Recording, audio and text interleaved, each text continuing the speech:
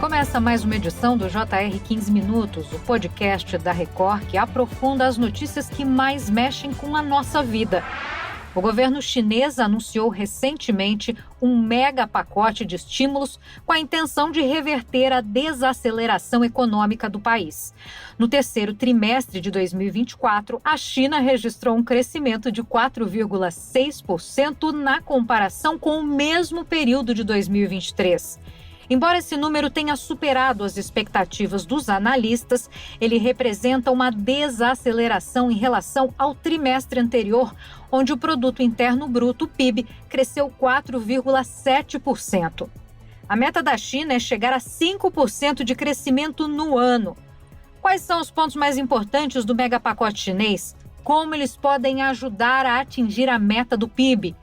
E o mais importante, quais são os reflexos deste pacote para o Brasil? No 15 Minutos de hoje, quem discute esse cenário econômico da China com a gente e como ele afeta todo o mundo é Sérgio Vale, economista-chefe da MB Associados. Seja bem-vindo, professor. Tudo bem, Giovana? Prazer falar com você. Quem nos acompanha também nesta entrevista é Fábio Menegatti, repórter do Jornal da Record. Fábio, a segunda maior economia do mundo cresceu 4,6%, né, que a gente comentou aqui entre julho e setembro. Foi acima das previsões de mercado. Mas mesmo assim, não satisfez o governo chinês, né? Olá, Giovana. Olá, Sérgio. Exatamente. Segundo o Escritório Nacional de Estatísticas da China, a economia local expandiu 4,6% no terceiro trimestre em relação ao ano anterior, no mesmo período, superando a projeção de 4,5%. Agora, o que chama a atenção é que mesmo com esse crescimento, o governo chinês divulgou um pacote de medidas para tentar atingir a meta de 5% de alta no PIB. Sérgio, de toda forma, esse resultado de 4,6% reflete um desempenho econômico estável? Tudo bem, Fábio. Olha, 4,6% é um crescimento que hoje praticamente qualquer país gostaria de ter, tá? Mas a China tem insistido ao longo dos últimos anos uma meta de 5%. O problema dessa meta de 5% é que a estrutura da economia chinesa que a gente tem hoje, a gente fica um pouco de dúvida se é possível da gente alcançar essa taxa de crescimento tão robusta. Por várias razões. Uma, a China está passando justamente por um ajuste forte agora de mercado imobiliário, a gente está tendo uma queda muito forte de preços, de venda, de produção no setor.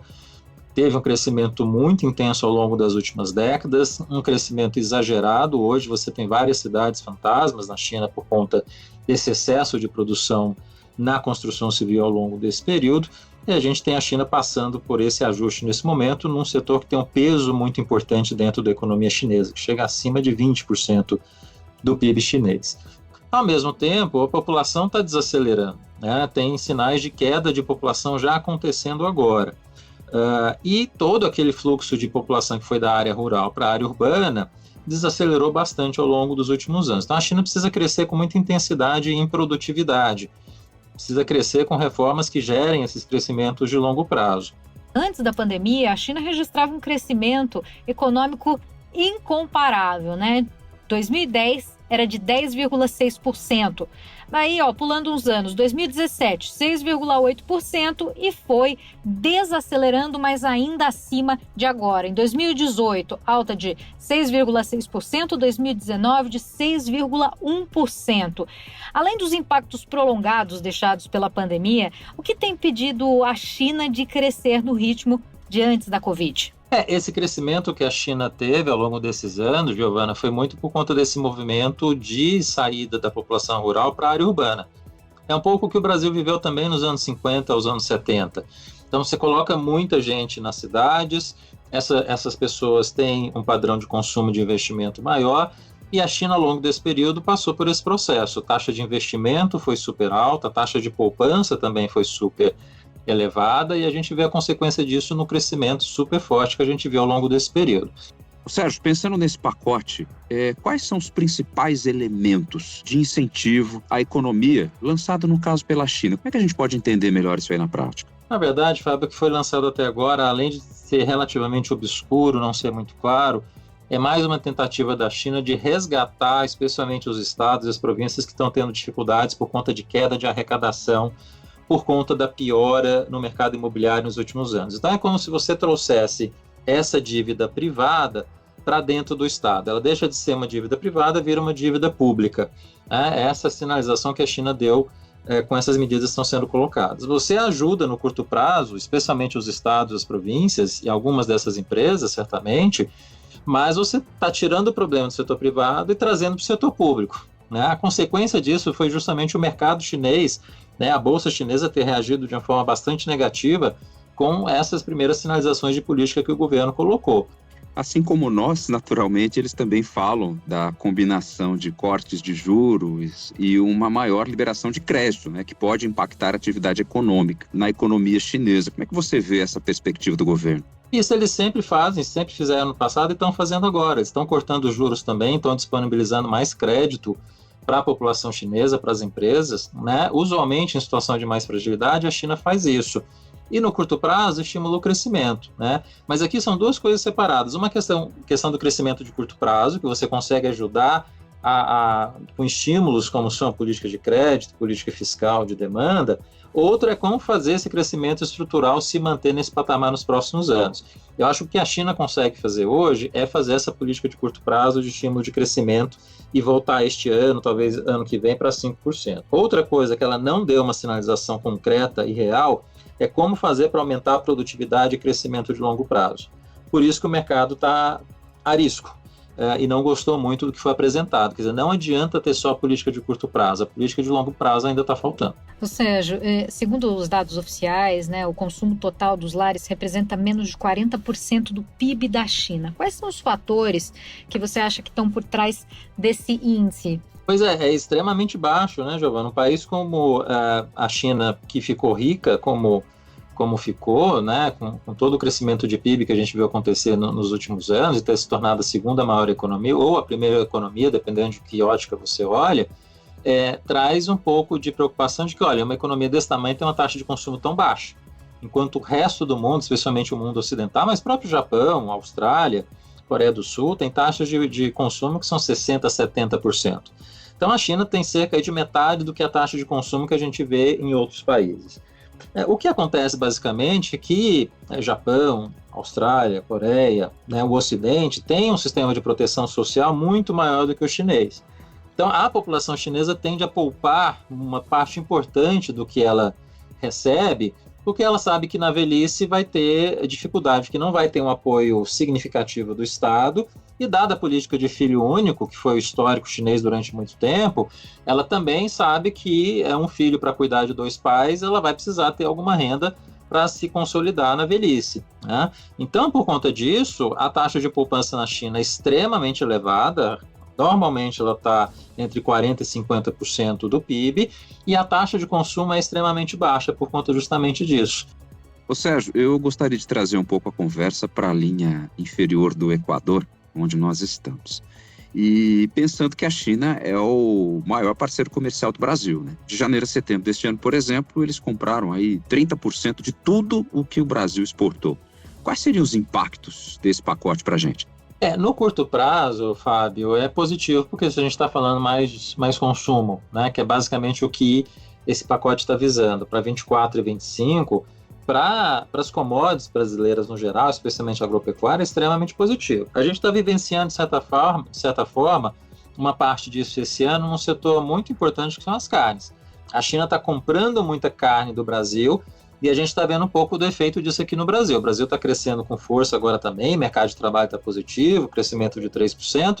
A China está comprando muita carne, aqui o brasileiro também está consumindo mais carne, e o impacto está sendo em preço. A gente tem uma inflação de alimentos aí nas carnes que vai assustar um pouco até o final do ano. Então, assim, a China continua sendo uma grande compradora, tem sido responsável enormemente pela balança comercial super forte que a gente está vivenciando nos últimos anos e vai continuar vivenciando provavelmente ainda no curto e médio prazo. Então, eu não vejo muita diferença nesse momento de impacto aqui na economia brasileira do que está acontecendo na China. Até porque, Fábio, no caso chinês, a alimentação vai ser a última coisa que a China vai deixar de comprar. Quer dizer, ter uma base de fornecimento sustentável, duradoura, crível, com credibilidade de manutenção, de sustentação na importação de alimentos para a China é essencial.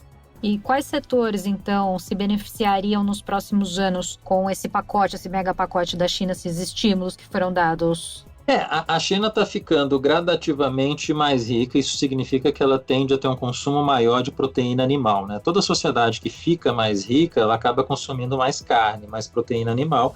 A gente está vendo isso acontecer na China, né? E isso está acontecendo justamente em carnes vermelhas. Os Estados Unidos estão tendo um pouco de problema agora nesse sentido de produção nos últimos anos, e tem o estresse geopolítico cada vez maior entre China e Estados Unidos também acontecendo nos últimos anos. Então, cada vez mais a China vai olhar para a gente como um comprador de maior confiança. E aí a gente vai exportar carne vermelha, mas vai exportar soja e milho também, que acaba sendo insumo para a própria produção chinesa também desses produtos. Agora, o Brasil também importa, né, produtos chineses. O que a gente consegue destacar, Sérgio? Quando a gente fala de importação, Fábio, a gente está falando muito de uma questão de importação de bens industrializados e bens de capital em geral, que é o grosso do que a gente importa da China, mas aí a importação está muito atrelada ao nosso próprio crescimento, né? O Brasil cresce mais, a gente importa mais. E é muito produto industrializado na sua maior parte. Agora, você acredita que com essa participação toda e ainda com a perspectiva de uma expansão das nossas exportações para a China, isso de alguma forma poderia afetar também as relações com os Estados Unidos, que representam aí cerca de 11,5% do nosso volume total exportado? Certamente é uma questão geopolítica muito importante aqui, Fábio, porque a gente está falando de um país que é o Brasil, que é o país mais importante da América Latina e é estratégico nesse sentido para os Estados Unidos, apesar de estar no continente e ser estratégico. Os Estados Unidos nunca deram a relevância que, obviamente, deu para o Ocidente, para a Europa, para o Japão, para outros lugares, né? Então, é como se fosse assim, é um default, né? É um dado que a América Latina está aqui e a gente vai estar sempre atrelado à economia americana de alguma forma. Pensando num contexto global em que a China cresce abaixo do esperado pelo governo, os Estados Unidos passando aí por um processo eleitoral, temos guerras que estão em andamento, né? Israel com o grupo terrorista Hamas e outras regiões também do Oriente Médio, o conflito entre Rússia e Ucrânia, os desafios provocados pela mudança climática, que isso afeta todo o mundo, né? É possível traçar uma expectativa para a economia mundial nos próximos meses, a curto prazo, e qual que é o cenário do Brasil neste contexto? A economia aí no curto e médio prazo depende muito desse cenário da eleição americana, se o Trump vai ganhar ou se a Kamala vai ganhar. Se o Trump vai ganhar, a gente tem um cenário geopolítico muito complicado nos próximos anos.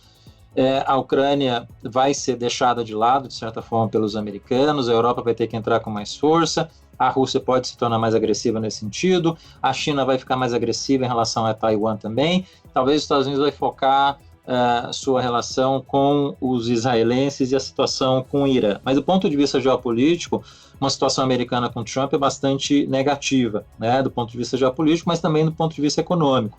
O Trump quer fazer uma política fiscal altamente deficitária e que pode jogar a economia americana num processo inflacionário complicado, de queda de PIB muito forte. Então, a gente depende muito desse resultado eleitoral para saber para onde o mundo vai. Se for a Kamala, a gente tem um cenário parecido com o que tem hoje, mantemos esse cenário. Se for com o Trump, a gente tem uma situação pior. E aí, no caso do Trump, o Brasil fica menos relevante ainda para os americanos, né? O Trump vai ter uma tendência de deixar a gente de lado, até porque tem uma diferença política entre o Trump e o Lula. Os Estados Unidos vai ficar a economia brasileira, vai ficar ainda mais de lado em relação aos americanos se o Trump de fato ganhar essa eleição. Então tem um cenário tenso para a economia mundial se isso acontecer, deste ponto de vista geopolítico, mas também do ponto de vista econômico dentro da economia americana. E acaba jogando o Brasil mais ainda no colo chinês, né? A tendência é a gente acabar se aproximando e tendo uma relação comercial mais profunda ainda com os chineses nos próximos anos. Chegamos ao fim desta edição do 15 Minutos. Eu agradeço muito a participação, os esclarecimentos do economista-chefe da MB Associados, Sérgio Vale. Muito obrigada. Obrigado, Giovana, Fábio. Foi um prazer falar com vocês. Também agradeço a presença do repórter do Jornal da Record, Fábio Menegatti. Obrigada, Fábio. Valeu, foi um prazer para mim. Muitíssimo obrigado, Giovana. Obrigado, Sérgio. Crédito para o nosso time. Esse podcast contou com a produção de David Bezerra, dos estagiários Fernando Russo, Isabela Maria e Yasmin Logrado, de Diego Marcondes, também a sonoplastia. Coordenação de conteúdo, Edivaldo Nunes, Deni Almeida. Direção editorial, Tiago Contreira. Vice-presidente de jornalismo, Antônio Guerreiro. Você acompanha o JR 15 Minutos no portal r7.com, nas redes sociais do Jornal da Record e nas principais plataformas de streaming. Te aguardamos no próximo episódio.